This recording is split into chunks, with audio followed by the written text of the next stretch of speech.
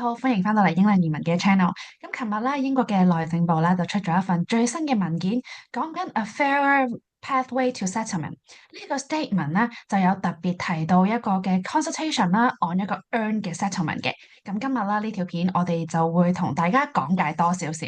Janina，可唔可以麻煩下你同我哋講解一下關於呢份文件嘅嘢？冇錯啊，咁首先第一樣要講嘅嘢呢，就係呢份文件呢，其實係一個 proposal 嚟嘅。呢份文件入邊提到嘅好多大部分嘅內容呢，其實都仍然係需要去做一個公眾諮詢再落實嘅。所以喺目前嘅呢一刻，喺今天為止呢，其實暫時都冇任何法例上面嘅改變。我哋仍然都要等呢一個諮詢嘅文件完成咗，到有一個定案，移民法例先至會改，先至會再實施噶。所以聽緊嘅你，其實就唔需要太擔心，可以詳細了解咗我哋嘅內容，再睇下究竟係咪有影響到自己啊？咁首先咧就係我哋要提一提咧，呢份文件咧其實就有大概60頁啦。我琴晚咧就已經係反覆咧咁樣睇咗好多次啦。咁咧就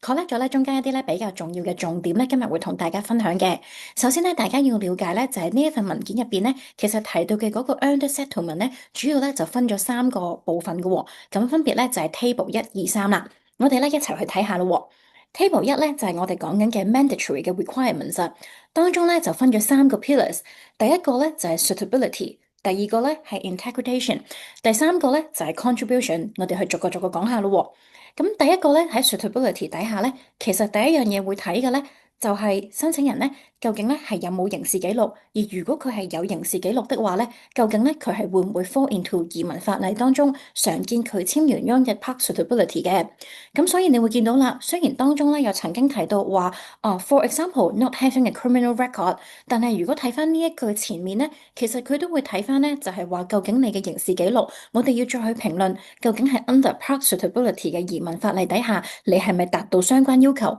咁 part suitability 其實係啲咩咧？就係喺今個月11月11號嘅時候咧，移民局修訂咗佢哋所有嘅一個叫做常見嘅一般嘅拒絕原因啦。當中咧提到話，如果申請人曾經係有監禁12個月以上啦，或者佢係多次犯罪，即係一個慣犯啦，或者咧佢所犯嘅法例啊，係對他人啦或者社會啦有造成嚴重嘅心理或者生理嘅傷害啦，咁咧佢就會係被拒簽噶啦。咁所以如果聽緊嘅你係有一啲比較 minor 嘅刑事記錄咧，其實即使法例實施咗之後咧，都仍然係會可以申請得到嘅，唔需要太擔心。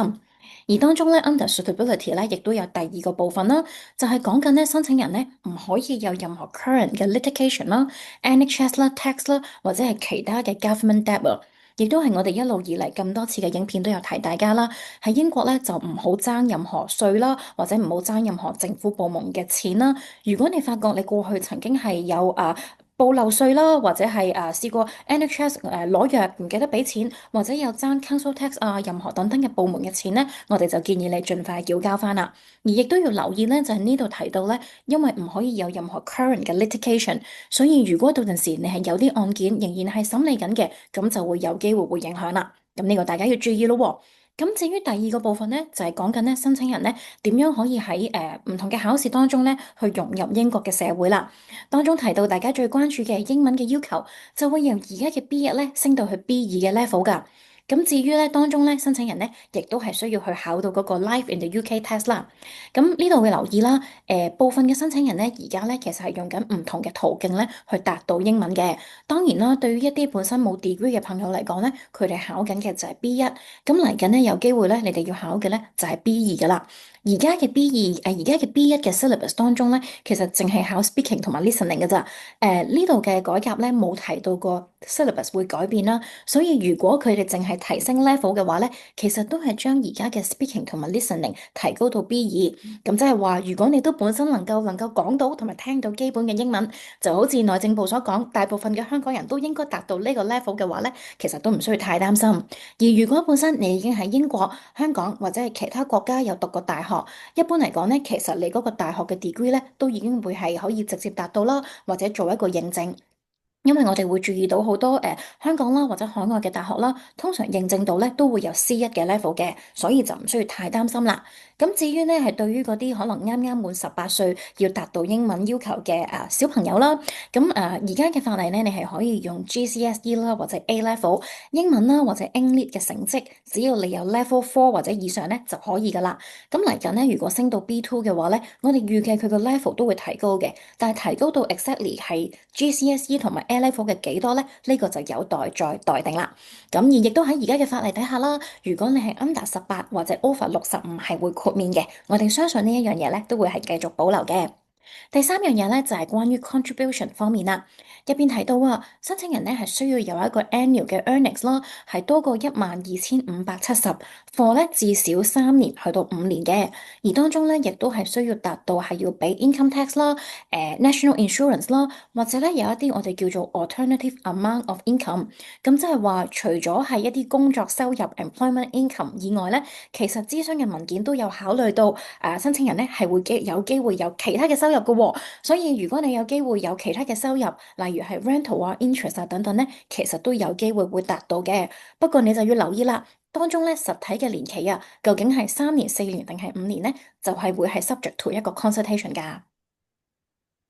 總之呢度我有問題啊！我哋咧睇翻第一個 pillar 關於 suitability 嗰度啦，其實咧有部分嘅朋友仔啦喺第一次簽證嘅時候啦，已經係清楚咁申報咗自己嘅情況，例如係犯罪記錄啊咁樣啦。咁對於呢一啲原本已經係清楚申報晒所有記錄嘅朋友仔啦，其實新嘅規定咧又影唔影響佢哋咧？其實咧，即使係當年，如果你申請 BNO 啦，或者任何嘅簽證，提過你有 criminal record 或者係罰款啊、破產等等嘅記錄啦，嚟緊咧，其實去到永居嘅申請咧，都係統一會係用呢個 PARK suitability 去作為一個審批嘅標準嘅。咁所以簡單嚟講，我哋去睇翻嘅都係你有冇曾經監禁，你係咪一個慣犯，你所犯嘅罪行會唔會對他人社會造成嚴重嘅傷害？當中咧最重要咧，亦都係 PARK suitability 提到嘅咧，就係佢哋會考慮申請人嘅人格啦，佢哋嘅行為啦，社會上面做到嘅一啲嘅嘢啦，或者咧佢有冇曾經有瞞騙嘅行為嘅，所以我會建議大家，就算你係冇刑事記錄嘅情況下，但係如果你有收過一啲法庭嘅罰款啊，或者係破產啊等等咧，你亦都要如實去解釋翻你成件事嘅事發經過啊。特別係我哋見過有啲申請人咧，可能當年申請嘅時候誤會咗表格嘅問題啦，佢原來係有記錄嘅，但係佢冇申報到，咁你去到永居嘅時候咧，就要寫得好清楚，你係真係當年唔係因為 dishonest，可能係真係因為誤解咗相關嘅規定，而嚟緊咧係要作出翻一個誠實嘅申報咧，咁先至會可以達到要求噶。另外一個問題啦，就係關於第三個 pillars 關於 contribution 嘅部分啦。其實咧好多嘅朋友仔啦，都係一家人一齊移居喺英國，咁就一個負責工作啦，另一位啦負責照顧家庭。咁好多照顧家庭嘅朋友仔，或者啱啱年滿18歲嘅申請人啦，佢哋真係未必會有收入㗎。其實對於佢哋嘅情況啦，喺依家嘅文件入邊有冇特別嘅豁免啊？而家嘅文件入邊咧，其實除咗即係主申請人之外咧，佢特別有一個 section 咧係有提到 dependent 咧同埋小朋友嘅，咁亦都好有趣地，佢有提到就係話，依有某啲情況下咧，可能主申請人同埋配偶咧會係喺唔同嘅時間去達到相關嘅要求嘅喎，即係話咧，似乎咧，如果呢一樣嘢係真係實施嘅話咧，其實可能係有機會係配偶達到呢啲嘅要求，但係或者係主申請人達到呢啲要求，但係配偶達唔到，咁有機會配偶就可能係要遲啲嘅時間先可以做到申請咯。而文件入邊亦都有提到 under 18歲以下嘅小朋友啦。當然啦，我哋會覺得 common sense 去諗啦。如果你都係一個全職嘅學生，我冇理由要求你會有 income 噶嘛。當中亦都提到，如果你係獲批首次嘅簽證嘅時候，你仲係 under 18歲，而即使到你申請永居嘅時候過咗18歲咧，佢都有機會當你係一個 dependent child，即係話咧有機會會豁免得到嘅。咁但係由於呢個都只係一個 proposal 啦，所以到最後究竟分別係主申請人、配偶、小朋友或者過咗18歲嘅小朋友會落實嘅安排係點咧？呢個咧都暫時係未有一個好 firm 嘅定案㗎。咁但係咧，雖然咧呢一個定案就未係好 firm 啦，特別要提到嘅咧就係咧，好多朋友問到頭先即係關於嗰個12570咧，留意呢一樣嘢咧，個數字咧其實就已經係 firm 咗噶啦。特別你會見到呢一度去提到咧，就係話咧移民局佢講緊，佢話咧我哋咧已經唔係特別會去諮詢關於以下一啲嘅 criteria，其實我哋唯一會諮詢嘅咧就係 length of time to have the earned income should apply to，即係話咧。12570咧，基本上就係落實咗噶啦。佢哋唯一會諮詢，即係會再去傾究竟最後嘅定案會係點咧？就究竟係 minimum 個年期係3到5年，就係話3年、4年定係5年嘅啫。就係呢一樣嘢就係未知之數咯。嗯咁接下落嚟咧，我哋咧就會睇下 Table 2啦。Table 2咧就係講緊啦，嚟緊咧喺英國咧所有嘅簽證咧，其實嗰個 baseline qualifying period，即係話嗰個基本合資格嘅永居嘅年期咧，都會調整到去10年噶啦。但係咧有兩類嘅人士咧係可以直接係 -5年，即係減5年嘅。當中咧就係香港BNO Visa 嘅朋友啦，同埋咧英籍嘅配偶啦或者小朋友，即係話英籍嘅家庭團聚簽證。呢兩類型嘅簽證咧已經寫得好清楚咧，係會減5年，咁即係話咧佢哋會繼續維持5年嘅年期不變嘅。而呢一樣嘢咧亦都寫到明咧係唔會 subject to consultation 噶啦，即係話嚟緊都唔會變噶啦，肯定咧就唔會影響嘅。睇到呢度咧，亦都值得去睇一個嘅 statement 咧，就係好多朋友咧，琴晚去睇呢一份嘢嘅時候咧，見到有呢一句喎，佢就係話啦，所有嘅 measures 喺以下嘅表格啦，都會 subject to consultation，except the reduction for dependent of BC 同埋 BNO。呢句嘅意思咧，講緊 this table 咧，就係嚟緊嘅 table 2同埋 table 3嘅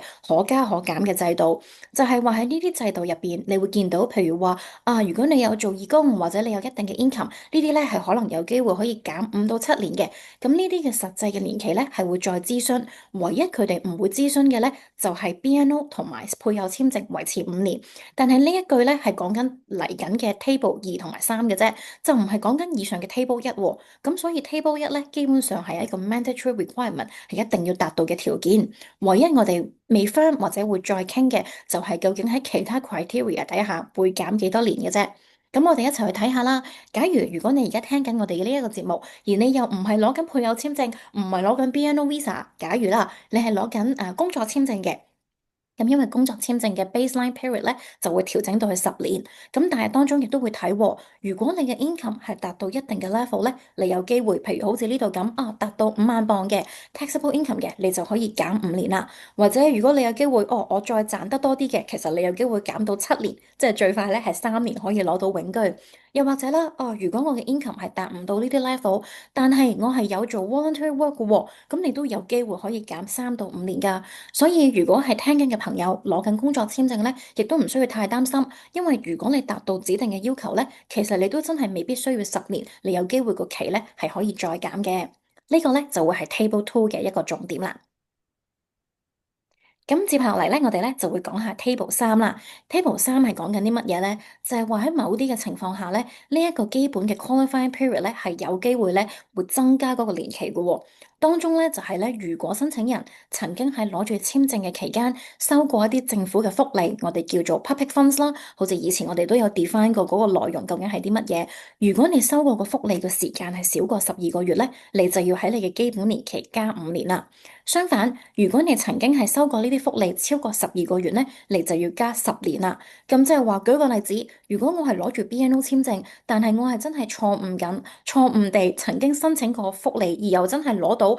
多過12個月嘅話咧，我就要喺我基本嘅5年年期裏邊再加多10年啦。所以大家如果真係曾經 claim 過福利，或者嚟緊要 claim 任何嘅嘢咧，都要睇清楚究竟你係咪真係 eligible。而另外一類咧要留意嘅人士咧，就係關於 overstay 啦。特別有提到如果申請人咧曾經係有 overstay 6個月以上咧，係有機會要增加20年，或者係有機會增加 up to 20年㗎。咁我哋過去咧亦都處理過唔少嘅個案啦，係申請人咧可能係申請咗2.5年嘅簽證，跟住咧真係有機會過咗一段時間，或者係半年之後先發覺原來我記錯咗個簽證到期日喎，原來我已經係逾期逗留喎。喺咁嘅情況下咧，嚟緊咧就會有機會嗰個期咧就會增加啦，所以大家千祈要睇翻你個 Visa 到期日，千祈唔好逾期逗留啊！見到 Table 3呢度啦，其實講緊咧最多加嘅時間咧係可以 up to 20年啦。咁但係咧英國本身咧就已經係有一個10年 long residence 嘅途徑啦。咁其實會唔會其實係一個loophole 啦，可以做一個 alternative 嘅 route，係等啲申請人啦，就算真係咁不幸俾人加到去20年咁長啦，其實係咪可以唔使等咁耐咧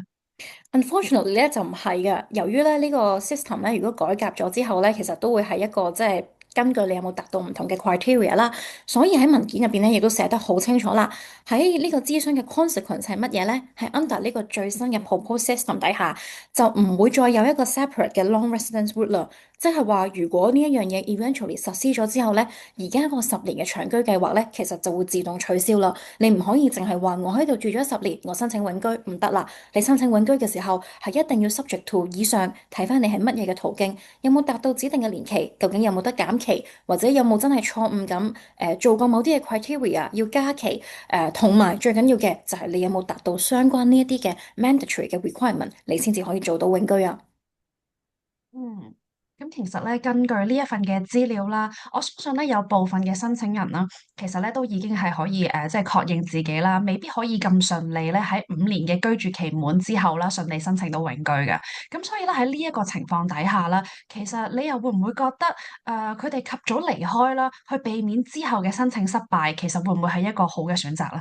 嗱，首先咧，重新咧，因為呢個咧只係一個 proposal 啦，暫時去到今天為止咧，移民法例咧係冇任何嘅改變嘅，即係話你只要仍然攞緊一個有效嘅簽證，你係可以繼續喺英國逗留，只不過喺簽證到期日之前，申唔申請永居或者符唔符合永居咧，就係你嘅個人決定。咁我會覺得啦，因為嚟緊呢一個嘅 proposal 都係做緊一個諮詢嘅階段啦，其實到真係有結果咧，都會係真係可能明年嘅時候。我覺得大家咧就唔好咁快放棄或者灰心住，我哋都係睇下去到最後究竟 outcome 會係點，話唔定就算佢真係實施咧，可能都會有機會有 transitional 嘅一啲嘅 arrangement，咁再睇下究竟你達唔達到要求，而即使你達唔到要求，其實你亦都可以喺最壞嘅情況下，簽證到期前申請續簽，續到你達到有關嘅 level，或者你考到個 B2，咁你都係仍然可以 achieve 得到嘅。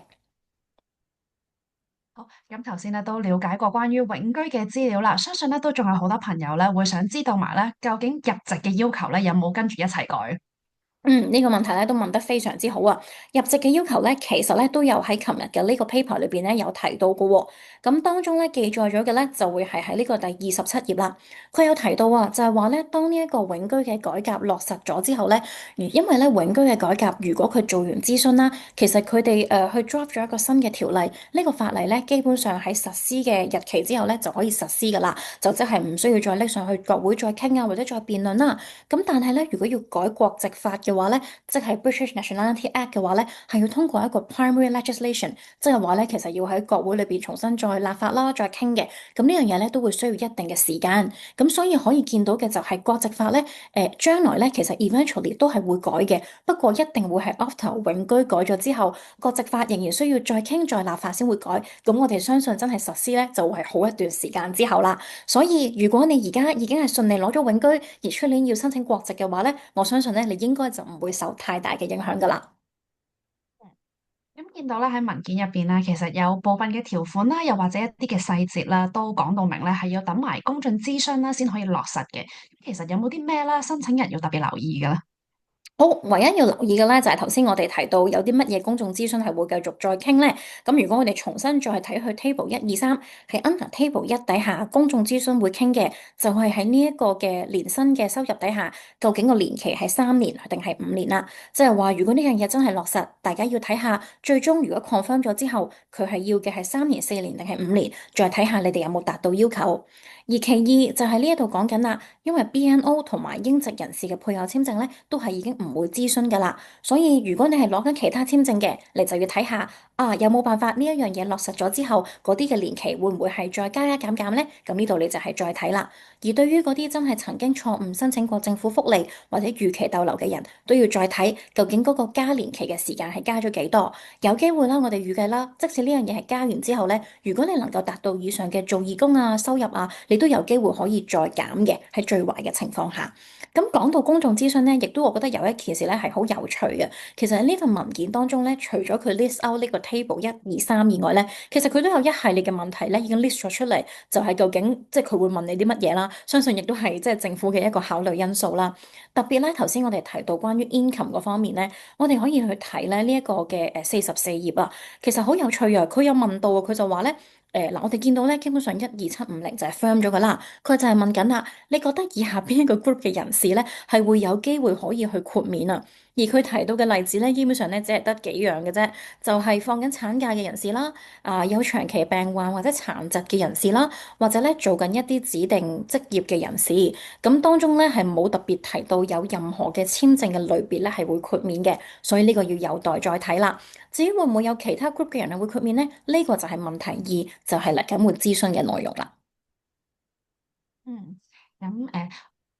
我哋知道咧，public consultation 咧，其實大概咧會喺2月嘅時候完啦。咁呢一份嘅文件咧，有冇特別提到啦？新嘅政策係預計喺幾時實施咧？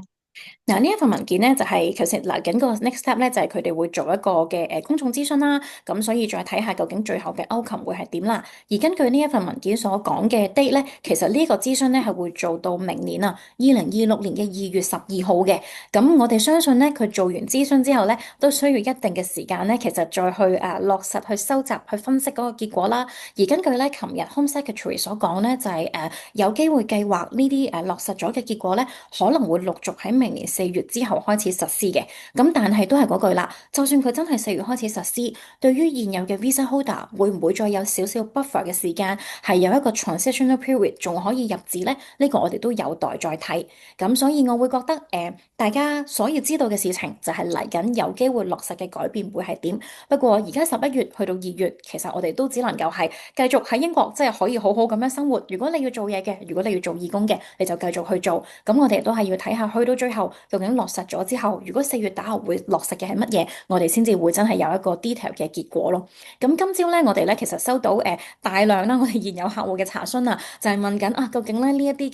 嘅條例啦，會唔會咧影響佢哋嘅個案啦？我哋仲做唔做得切啊？入唔入到紙啊？咁所講咧就係因為我哋而家公司嘅團隊咧，其實接到好大量嘅個案咧，to be honest 都會係真係明年年初嘅申請嘅，當中咧亦都有大量嘅個案咧，其實係踏正3、4月啦，係我哋嘅高峰期啦。咁我哋亦都會盡量咧爭取咧喺每一個申請人到期之前咧，我哋基本上全個 team 已經 mark 好咗噶啦，就係你嘅到期日之前嘅28日咧，我哋就已經會係做好個 case 再加埋入紙嘅。咁所以今朝有客戶問我，佢話我已經計咗啦，我嗰個可以最早入紙嘅日期咧，就啱啱咧就 fall into 咗 Easter 假期。咁你哋會唔會仲繼續遞交啊？咁可以 promise 大家係會嘅。我哋咧全 team 嘅同事咧，出年咧基本上每一天咧都會 stand by，無論你要遞交嘅日子咧係一個 work day 又好啦，禮拜六日啦 weekend 啦，或者搭中呢個農曆新年啊 Easter，基本上咧我哋係只要你要遞交嗰日咧，我哋都會有人翻工去幫你做到遞交嘅。亦都係如果你要搶快證啦，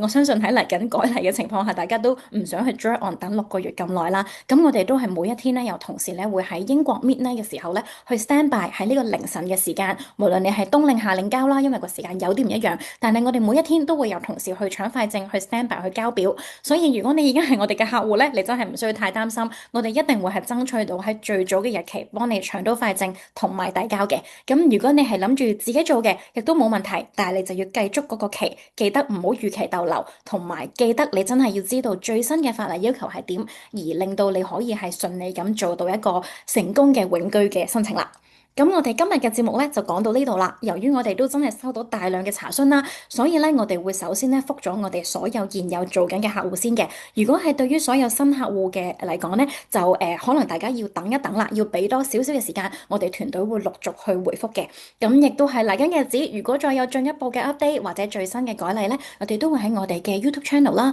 Facebook 啦同埋 IG 去公佈嘅。咁大家 follow 翻我哋就可以有最新嘅資訊啦。希望今日呢一集都可以幫到你哋啦，我哋下次再見，拜拜。